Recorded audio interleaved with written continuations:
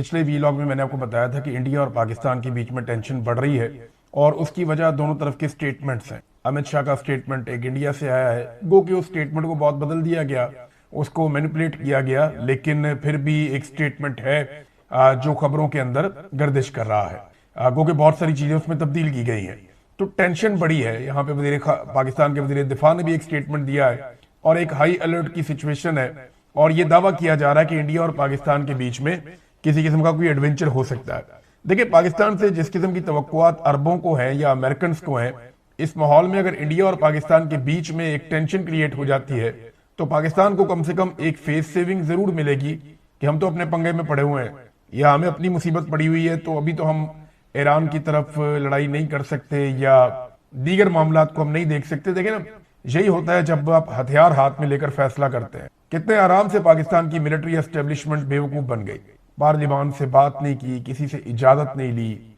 सियासतदानों को इन्वॉल्व नहीं किया, खुद ही फैसला किया और खुद ही सऊदी अरब के साथ एक दिफाई मुआहदा कर लिया। अब उस दिफाई मुआहदे के ऊपर कौम को एतमाद में लिया नहीं, किसी को कोई पता नहीं उसके अंदर क्या है, और अब सबको ये कहते फिरते हैं कि जनाब हम फंस गए हैं, हमने दिफाई मुआहदा किया हुआ है तो ईरान को हर सूरत में रोकना पड़ेगा। ईरान रुकता नहीं है, ईरान हर दूसरे दिन पाकिस्तान का शुक्रिया अदा कर देता है, पाकिस्तान जिंदाबाद कह देता है, पाकिस्तान की हुकूमत को सबको अपना भाई बना लेता है। अब ये बड़ा टेक्निकल काम है।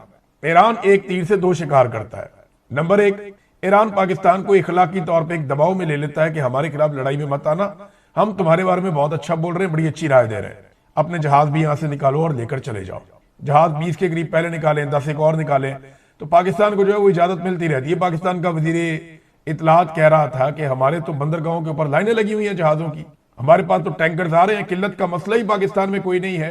तो ये ईरान की मेहरबानी से है ना, दुनिया के लिए रुका हुआ तेल हमारे लिए नहीं रुक रहा, तो ईरान ने पाकिस्तान के लिए बड़ी गुंजाइश छोड़ी हुई है और लड़ाई के लिए गुंजाइश दे नहीं रहा। दूसरा, वो जो पाकिस्तान की तारीफ करता है तो इससे सऊदी अरब को, यूएई को बहुत तकलीफ होती है। वो कहते हैं यार पैसे हमने इनको दिए हुए हैं, अरबों डॉलर ये हमारा इतने अरसे से दबा के बैठे हुए अपने कौमी खजाने में, इनके लोग हमारे पास काम करते हैं, फॉरेन रेमिटेंस यहां से जाता है और ईरान इनकी तारीफें कर रहा है इस वक्त लड़ाई में, तो उन्हें ये चीज तकलीफ देती है। और इसी तरह अमेरिका को भी, ये डोनाल्ड ट्रंप ने तो माई फेवरेट फील्ड मार्शल वो तो आसिम मुनीर है, और शहबाज शरीफ जो है उनका बेहतरीन खूबसूरत टॉय है जिसको वो बहुत इंजॉय करते हैं। तो इस तरह के लोगों को फिर तकलीफ तो होती है कि जनाब वो इसकी तारीफें किस चक्कर में करें। देखें, कोई अगर दुश्मन तारीफ करे ना किसी दोस्त की तो उस दोस्त से भी गिले शिकवे शुरू हो जाते हैं, ह्यूमन साइकी है। भारत, ये ईरान एक तीर से दो शिकार करता है। भारत ने 7 साल के बाद यानी 2019 में भारत ने ईरान से तेल खरीदना, गैस खरीदना ये बंद कर दिया था।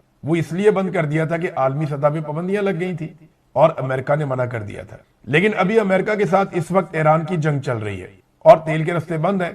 भारत को अपनी जरूरियात पूरी करनी है तो भारत ने अपनी एक पॉलिसी बनाई है बड़ी शानदार कि वो अपनी अवाम के मफाद में फैसला करे। वो नहीं देखता कि अमेरिका क्या कहेगा तो मोदी की हुकूमत गिरा देगा, वो नहीं देखता कि बर्तानिया क्या कहेगा, यूरोप क्या कहेगा, रशिया क्या कहेगा। वो अपना फैसला करते हैं। वो रशिया से भी तेल लेते हैं, सस्ता तेल लेते हैं। पाकिस्तान के पास मौका था, हमारे जर्नैलों ने रजीम चेंज कर दिया पकड़ के, उन्होंने जंग के इस माहौल में लेना शुरू कर दिया तेल और गैस ईरान से। ये खबर आई हुई है और बेंगलोर में जहाज पहुंच गया 7 साल के बाद। 2019 में अमेरिकी पाबंदियों के बाद उन्होंने ये मामला खत्म किया था, लेकिन इस वक्त इंडिया एक मरतबा फिर ईरान से तेल और गैस खरीद रहा है। तो देखें, ये तो ईरान की बड़ी कामयाबी है, तो पाकिस्तान क्यों नहीं खरीद रहा? सवाल तो ये पैदा होता है। ये नहीं, पाकिस्तानी हुकूमत और पाकिस्तानी जर्नैल डोनाल्ड ट्रंप के पसंदीदा है, तो इनको भी इजाजत दे देना कि ईरान से खरीद लें। पाकिस्तान क्यों नहीं खरीद रहा और क्यों अनाउंसमेंट नहीं कर रहा उसकी? हालांकि यह बड़ा मार्जिन पाकिस्तान को मिला है। पाकिस्तान में तो तेल की रेल पेल होनी चाहिए, किल्लत ही नहीं है वो कहते हैं। देखिए, अगर पाकिस्तान में वजीर इतलात की आप बात मान लें कि तेल की किल्लत नहीं है, तो एक सवाल पैदा होता है बड़ा कॉमन सेंस का, फिर बच्चों को स्कूल बंद क्यों किए आपने? तेल महंगा होने पे तो स्कूल बंद नहीं होते ना, किल्लत होने पे स्कूल बंद होते हैं। आपने बच्चों के स्कूल क्यों बंद किए अगर तेल की किल्लत नहीं है? तो अगर तेल की किल्लत नहीं है तो आपने पीएसएल के मैचेस के अंदर से तमाशाइयों को कहां गायब कर दिया? अगर तेल की किल्लत नहीं है तो आपने ये सारे ड्रामे पाकिस्तान में क्यों किए और कीमत को भी पूरी दुनिया में सबसे ज्यादा बढ़ा दिया, दुनिया में एक नया वर्ल्ड रिकॉर्ड लगा दिया पकड़ के। ये तो पीएमएलएन के लोगों ने और बाकी सब ने इनको बताया कि बहुत जूतियां पड़ेंगी अवाम के अंदर जाएंगे, तो अव्वल तो इन्होंने जाना ही नहीं, अवाम से वोट ही नहीं लेना। लेकिन ये 80 रुपए का लेवी वाला जो ड्रामा इन्होंने किया है, तो बाकी जो 80 रुपए बकाया है वो लेवी किसने लगाई है? कोई इसराइली वज़ीर आज़म ने लगाई है? राणा सनाउल्लाह ने स्टेटमेंट दिया था ना राणा सनाउल्लाह ने कहा जी एहतजाज करना है तो इसराइली वज़ीर-ए-आज़म के खिलाफ करें, हमारी हुकूमत के खिलाफ ना करें, हमने तेल महंगा नहीं किया। तो क्या पाकिस्तान में तेल महंगा नेतन्याहू करता है? पाकिस्तान में तेल महंगा करने के फैसले नेतन्याहू करता है? और इसराइली वज़ीर-ए-आज़म के खिलाफ क्यों एहतजाज करें? अमरीकी सदर का आपने मशवरा क्यों नहीं दिया? असल में तो जंग अमरीकी सदर ने शुरू की है। इसराइल का बस चलता वो तो 10 साल पहले कर देता, 20 साल पहले कर देता। तो इसराइल तो अमेरिका को लाना चाह रहा था बीच में, तो डोनाल्ड ट्रंप ने जंग शुरू की। डोनाल्ड ट्रंप के खिलाफ एक लफ्ज नहीं बोलते पाकिस्तानी वज़ीर। इसराइली वज़ीर-ए-आज़म के खिलाफ एहतजाज करो, और पाकिस्तान में एहतजाज करने के लिए छोड़ते किसको है? वो तहरीक लब्बैक वाले इसराइल के खिलाफ ही निकले थे ना, वहां कत्लेआम कर दिया मुरीदके में। इससे पहले जब जब कोई निकला इसराइल के खिलाफ एहतजाज करने के लिए, इस हुकूमत ने छोड़ा किसी को नहीं। इसराइली अखबारात ने लिखा कि जब से आसिम मुनीर साहब आए इसराइल बड़ा राजी है। पाकिस्तान के अंदर उन्होंने ताकत से कुचल दिया हर उस एहतजाज को जो इसराइल के खिलाफ या फलस्तीनियों के हक में हुआ। ये इसराइली अखबारात ने लिखा, मैं तो नहीं कह रहा। भारत ले रहा है ईरान से तेल गैस, पाकिस्तान जो है वो कह रहा है जी हमारी तो लाइनें लगी हुई है और तमाशा देख रहा है। पाकिस्तान को भी लेना चाहिए, साबित करना चाहिए कि हम एक आजाद मुल्क है, साबित करना चाहिए कि हम खुद मुख्तार मुल्क है, अपनी पॉलिसी खुद बना सकते हैं। नादरीन, एक खबर आई है लेकिन अभी इसकी तस्दीक नहीं हो रही, मगर अमेरिका में यह डिबेट शुरू हो गई है कि डोनाल्ड ट्रंप का मुआखजा किया जाए, यानी उसकी इंपीचमेंट की जाए। और डोनाल्ड ट्रंप ने खुद भी ये कहा था कि मुझे इंपीच किया जाएगा, वक्त आएगा जब मुझे इंपीच कर दिया जाएगा। और मिड टर्म इलेक्शन अगर डोनाल्ड ट्रंप हार जाता है तो यह सूरत हाल बहुत तेजी से उस तरफ जाएगी। डोनाल्ड ट्रंप को नजर आ रहा है कि उसकी इंपीचमेंट पक्की है, यानी उसका मुआखजा किया जाएगा कानूनी तरीकाकार के मुताबिक कि इसको सदारत के ओहदे से हटाया जाए। ये कंटिन्यू नहीं कर सकता, इसने काफी तबाही की है और ऐसी पॉलिसियां लेके आया जिससे अमेरिकन तशख्खुस भी बर्बाद हुआ है। तो एक प्रेशर तो है डोनाल्ड ट्रंप पे, और प्रेशर के इस माहौल में एक खबर आती है। खबर ये आती है कि डोनाल्ड ट्रंप को वॉल्टर रीड हॉस्पिटल में शिफ्ट किया गया। अब पता नहीं क्या हुआ, कुछ लोग कहते हैं मर गए, कुछ कहते हैं बीमार हो गए, कुछ कहते हैं ये हो गया, लेकिन व्हाइट हाउस ने उसकी तरदीद की है। देखिए, अमरीकी सदर अगर बीमार हो जाए या अमरीकी सदर अगर ढीला पड़ जाए या उसकी बॉडी लैंग्वेज गिर जाए तो फिर वो सुपर पावर तो ना रहा ना। तो अमेरिकन सदूर को अगर कोई छोटा मोटा प्रॉब्लम होता भी है तो वो उसको खुफिया रखते हैं, वो बताते नहीं है। अगर वाकई में डोनाल्ड ट्रंप हॉस्पिटल पहुंचे भी हैं, अव्वल तो वो तरदीद आ रही है ना, आप नहीं मान सकते, डोनाल्ड ट्रंप खुद भी सामने आ जाएंगे।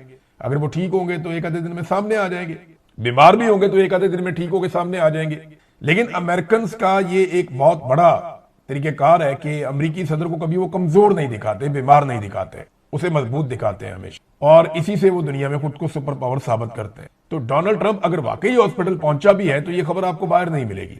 तो पाकिस्तान जैसे छोटे मोटे मुल्कों में भी अगर कोई बीमार हो जाता है, अभी कुछ अर्सा पहले एक खातून है, वो ज़हनी मर्ज के अंदर उन्होंने दवाइयां खा ली बहुत सारी, और 14-15 गोलियां खा ली उन्होंने घर के अंदर लड़ाई करके।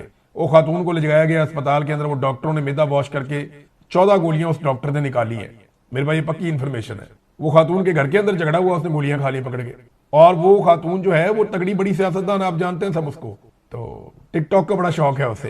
हॉस्पिटल पहुंच गई, वो खबर बाहर नहीं निकलने दी। तो इनकी खबरें नहीं निकलती तो डोनाल्ड ट्रंप की कहां से खबर निकलेगी। बहरहाल कहते हैं कि जी वो हॉस्पिटल पहुंच गए हैं, लेकिन अभी अमेरिका की जानिब से जो है वो ऑफिशियली इसकी तरदीद की गई है कि ये ऐसा कुछ नहीं हुआ। अब ईरानी तज्जियाकार ने एक इतना बड़ा दावा कर दिया है कि ये वाकई में एक परेशान होने वाली बात है अमेरिका के लिए, अगर तो ये सच है तो। देखें, जंग में प्रोपेगेंडा बहुत काम करता है और प्रोपेगेंडा के लिए मीडिया को इस्तेमाल किया जाता है। लेकिन ईरानी तज्जियाकार हैं हुसैन बाकरी, उन्होंने दावा किया एक सोशल मीडिया के ऊपर कि ईरान ने 15,000 किलोमीटर तक मार करने वाले 500 बैलिस्टिक मिसाइल शुमाली कोरिया से हासिल कर लिए हैं। और उन्होंने ये भी कहा कि आखिरी शिपमेंट भी एक दिन पहले पहुंच गया, यानी 500 मिसाइल शुमाली कोरिया से ईरान पहुंच गए, ये उनका दावा है। और वो ये कहते हैं कि 2 मिनट के अंदर ये रेडी मिसाइल है और इनको फायर किया जा सकता है, और ये 15,000 किलोमीटर तक जाके हिट कर सकते हैं अपने टारगेट को। तो ये तो अमेरिका और उसके इत्तेहादियों के लिए बहुत बुरी खबर है। 15,000 किलोमीटर का मतलब आप जानते हैं, और ये 500 मिसाइलों की तादाद का मतलब आप जानते हैं। मुझे इस खबर की सदाकत के ऊपर शक है, लेकिन वो ये दावा कर रहे हैं। बहुत मुमकिन है कि ये इस तरह हुआ भी हो।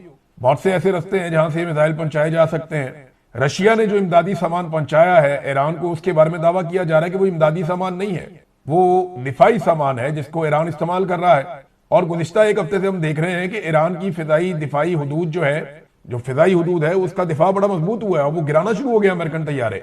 और जैसे कि मैंने आपको पहले बताया था कि वो एक स्पेशल टेक्नोलॉजी से गिरा रहा है जिसको इंफ्रारेड आप कहते हैं, वो हीट के जरिए से डिटेक्ट करते हैं और मारते हैं। तो अमेरिकन ये एक्सपेक्ट ही नहीं कर पा रहे थे कि ईरान ऐसे भी करेगा। बहरहाल अगर ये हथियार आ गए हैं तो मैं आपको वैसे बता देता हूं कि अमेरिका का ईरान से फासला कितना है, स्टेट फासला, वो है लगभग 11,500 किलोमीटर, और ये जो मिसाइल है इनकी रेंज बताई जा रही है 15,000 किलोमीटर। तो फिर तो पूरा का पूरा अमेरिका ही रडार पे आ गया ईरान के। ये तो अरब ममालिक में जो वो मारता है 2,000 किलोमीटर वाले उनके मिसाइल है, या इससे थोड़ा ऊपर नीचे, तो ये इसराइल तक चले जाते हैं। अभी इसराइली मीडिया ने दावा किया है कि ईरान के पास अभी भी 1,000 से ज्यादा ऐसे मिसाइल मौजूद हैं, और ये बैलिस्टिक मिसाइल्स हैं जो इसराइल तक बड़े आराम से पहुंच सकते हैं और टारगेट को हिट कर सकते हैं। ये दावा किया गया है इसराइल की जानिब से। तो लुब्बे लुबाब ये है कि अगर ये बाकरी साहब की खबर सच है, जो तजियाकार है ईरानी, तो ये अमेरिका के लिए बहुत तशवीश की बात है। और डोनाल्ड ट्रंप का मामला यह है कि उन्होंने पहले 2 दिन का टाइम दिया, फिर 5 दिन का टाइम दिया, और उसके बाद 10 दिन का टाइम दिया, और अब 10 दिन का टाइम खत्म होने में भी लगभग कुछ 36 घंटे रह गए हैं। अब से चंद घंटे पहले जब मैं ये वीडियो रिकॉर्ड कर रहा हूं, डोनाल्ड ट्रंप ने अल्टीमेटम दिया कि 48 घंटों का अल्टीमेटम दे दिया कि जनाब शदीद तरीन हमले होंगे, फौजी और हथियार मिडिल ईस्ट में बहुत बड़े पैमाने पर उन्होंने पहले ही पहुंचा दिए हैं। तो ट्रंप की ये जो स्टेटमेंट है कि अब बहुत शदीद हमले होने जा रहे हैं ईरान के ऊपर, इसकी तैयारियां, नेतन्याहू ने भी स्टेटमेंट दे दिया, उसने भी कहा कि अब हम हमले करेंगे। और वो लगातार जो हमले कर रहे हैं, उनमें कुछ हमले बूश शहर के नजदीक जो उनका एक पावर प्लांट है उसके बहुत करीब करीब धमाके हुए हैं ईरान में, और ये बड़ी तशवीश की बात है। वजह यह है कि ये ईरान का वाहिद एटमी प्लांट है जो अभी फंक्शनल है। यहां पे रूसी वर्कर बहुत बड़ी तादाद में काम करते हैं। रशिया ने अपने आहिस्ता आहिस्ता वर्कर निकालना शुरू कर दिए हैं। अभी उन्होंने अपने 198 अमले के मजीद लोग वहां से निकाले, और वार्निंग दी है कि ये ताबकारी फैल सकती है। अगर ये ताबकारी फैलती है तो अब्बास अराक्ची जो वजीर खारजा ईरान के, उन्होंने ये कहा कि जौहरी प्लांट से ताबकारी अगर फैलती है या कुछ ऐसा होता है तो ईरान और खलीज में जिंदगी का खात्मा हो जाएगा। ये इतनी बड़ी तबाही होगी अगर ये ताबकारी फैलती है, तो बड़ी मुसीबत बन जाएगी, बहुत बेशुमार बीमारियां फैल जाएंगी, हालात बहुत मुश्किल हो जाएंगे इस खित्ते में रहने, पाकिस्तान तक के लिए मुश्किलात पैदा हो जाएगी। दूसरा, एक जो तर्जुमान है उनकी फौज के, उन्होंने भी स्टेटमेंट दिया। उन्होंने कहा अगर ये जंग बढ़ती है, जैसे कि ट्रंप कह रहा है 48 घंटे के बाद हम तनसीबात पे हमला करेंगे, क्योंकि पीट हेग्सेथ जो ट्रंप का वजीर दिफा है, उसने ये दावा किया और उसने ट्रंप को ये मशवरा दिया, और ये अमेरिकन मीडिया के ऊपर रिपोर्ट हो रहा है कि अमेरिका सीरियसली इस बात को अब दुरुस्त समझता है कि ईरान के इंफ्रास्ट्रक्चर को निशाना बनाना ठीक है। पुलों को तबाह करें, यूनिवर्सिटियों को तबाह करें, अस्पतालों को तबाह करें, जो ऑयल तनसीबात है उनको तबाह करें, जो बाकी प्लांट्स है, पावर प्लांट्स है, उनको तबाह करें, तो ईरान को पीछे पत्थर के जमाने में धकेल दें। लेकिन ईरान ये कहता है कि अगर जंग बढ़ी तो पूरा खित्ता इसराइल और अमेरिका के लिए जहन्नुम बन जाएगा, हम जहन्नुम के दरवाजे खोल देंगे, अगर हमारा कुछ नहीं बचेगा तो यहां भी कुछ नहीं बचेगा। तो ये अरब ममालिक के लिए एक बहुत बड़ी मुसीबत बन जाएगा। एक और ऐसी कार्रवाई हुई है जिससे ईरानी बहुत हैरान हो रहे हैं और उनके अंदर बड़ी तशवीश है। ईरान के अंदर वो ड्रोन मारते रहते हैं, गिराते रहते हैं, और वो देखते हैं जाके मलबे को कि ये किस चीज का मलबा है। जब भी ड्रोन गिरेगा तो उसका मलबा चेक करते हैं। तो 2 मरतबा ऐसा हुआ, एक मुशहर के नजदीक उसकी तस्वीरें भी आ गई हैं, और एक और जगह पे 2 ड्रोन ईरान ने ऐसे मारकर गिराए हैं जो विंग लॉन्ग 2 है। विंग लॉन्ग, मैंने आपको बहुत पहले, आज से 2020 में या 21 में इसके ऊपर वीलॉग करके बताया था कि विंग लॉन्ग जो है ड्रोन, ये चाइना बनाता है। चैंगडून की जो कंपनी है वो बनाती है, वो तैयारे भी बनाते हैं, ड्रोन भी बनाते हैं। तो ये विंग लॉन्ग 2 जो ड्रोन है, ये चाइना का बनाया हुआ ड्रोन है। इसको दुनिया में बहुत सारे ममालिक इस्तेमाल करते हैं। बांग्लादेश भी करता है, पाकिस्तान भी करता है, यूएई भी करता है, सऊदी अरब भी करता है, और कुछ अफ्रीकी ममालिक है वो भी इसको इस्तेमाल करते हैं, उनको भी दिए हुए, और चाइना खुद इसको बनाता है, वो भी इस्तेमाल करता है। अब ईरान के अंदर ये तशवीश पाई जाती है कि वो कौन है जो ये ड्रोन हमारे ऊपर चला रहा है। देखिए, वो चाइना के साथ शेयर करेंगे इसका डाटा और ये दिखाएंगे, तो चाइना ये बता भी पाएगा कि ये वाला हमने ड्रोन किस मुल्क को बेचा था। अगर तो उसके ऊपर कोई नंबर या कोई चीज मौजूद है, और चाइना के पास ट्रैकिंग का पूरा सिस्टम होगा, वो बता पाएगा कि ये यूएई को बेचा था, सऊदी अरब को बेचा था, या पाकिस्तान को बेचा था, या बांग्लादेश को बेचा था। लेकिन ये जो विंग लॉन्ग 2 दूसरी मरतबा ऐसा हुआ कि चाइनीज ड्रोन ईरानी सरजमीन पर आया और उसको वहां पे हिट किया गया। अब ईरान इसके बारे में जानना चाहता है कि वो कौन है जो इसराइल के साथ मिलकर हमारे साथ जंग कर रहा है, और उसने चाइना का ड्रोन इस्तेमाल किया है। नादरीन, अमेरिकी पायलट की तलाश अभी भी जारी है ईरान में। वहां के जो ईरान के कबायली लोग हैं वो अमेरिकी फोर्सेस के लिए मुसीबत बने हुए हैं। वो हेलीकॉप्टरों के ऊपर जाते हैं, वो नीचे से फायरिंग करते हैं, उनको नुकसान पहुंचाते हैं, हेलीकॉप्टर डैमेज होकर वापस जाते हैं।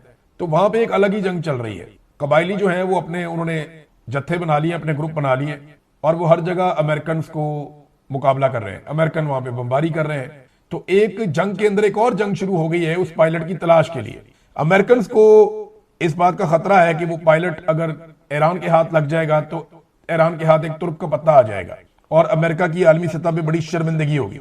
अमेरिका ने इससे पहले जो नुकसान हुआ, अपने कुछ लोग वहां से रेस्क्यू भी किए। अमेरिका दुनिया में कहीं भी अपने लोगों को नहीं छोड़ता, लेकिन यहां पे एक बड़ा चैलेंज अभी तक खड़ा है।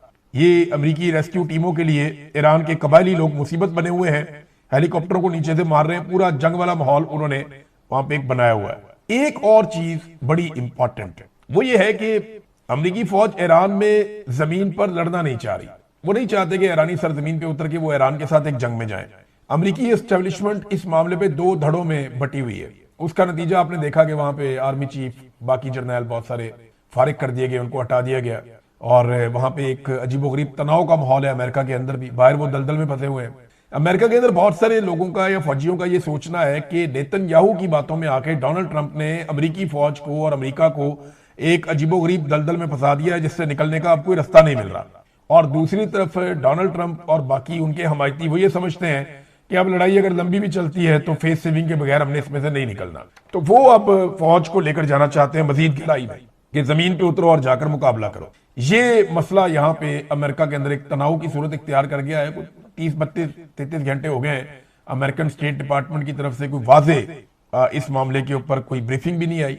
तो जब तक ब्रीफिंग नहीं आती तब तक हमें इंतजार करना पड़ेगा। मार्को रूबियो ने एक दावा किया कि कासिम सुलेमानी के रिश्तेदार पकड़े गए हैं और उनको पकड़ के अब आइस की उनका महकमा है वो ले गया है, और वो कह रहे हैं जी वो हमारे मुल्क के खिलाफ है, हमारे मुल्क के खिलाफ बातें करते हैं, हमारे मुल्क के अंदर रहते हैं और अमेरिका को बड़ा शैतान कहते हैं। तो ये सारी चीजें उसने कहा जी हमने उनको पकड़ लिया है और हम इजाजत नहीं देंगे ऐसे लोगों को यहां रहने की। इसके ऊपर जो है ना वो एक स्टेटमेंट कासिम सुलेमानी की बेटी सामने आई, उन्होंने स्टेटमेंट दिया। जनरल कासिम सुलेमानी की बेटी नरगस सुलेमानी ने कहा कि उनके वालिद के जिन रिश्तेदारों का दावा किया जा रहा है वो उनके खानदान के रुकन नहीं है, और जिन अफराद के नाम लिए गए हैं वो किसी भी मारूफ रिश्तेदार से मुताबिकत नहीं रखते। बहुत दूर दराज के कोई हो तो हो, हमारे कोई ऐसे रिश्तेदार नहीं है। उन्होंने कहा कि अगर आप कासिम सुलेमानी से या सुलेमानी खानदान से ताल्लुक रखने वालों को ढूंढना चाहते